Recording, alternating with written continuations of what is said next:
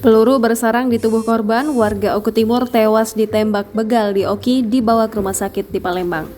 Tewas ditembak begal, jenazah almarhum Budi Satmoko dibawa ke rumah sakit di Palembang.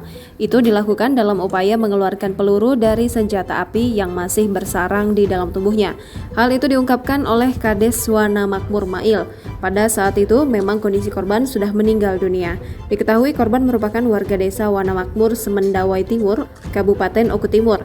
Ia ditembak oleh begal pada Selasa 25 Januari 2022 sekitar pukul 6.30 waktu Indonesia Barat di kawasan Cahaya Makmur, Kabupaten Oki saat dalam perjalanan menuju Martapura, Kabupaten Oku Timur. Saat ini istri korban masih dalam keadaan histeris. Sekarang dibawa ke RS Bayangkara untuk menjalani proses autopsi. Nah, jenazah korban dibawa tadi siang sekitar jam 1. Dan sekarang ini beberapa anggota keluarga dan juga kerabat sudah berada di sini.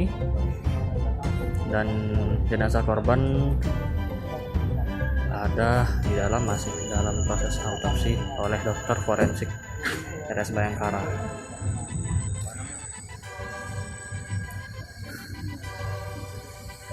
Sedikit informasi untuk kejadiannya tadi sekitar pukul di perbatasan desa Cahaya Makmur, Oki. Korban adalah warga desa Wana Makmur, Oku Timur.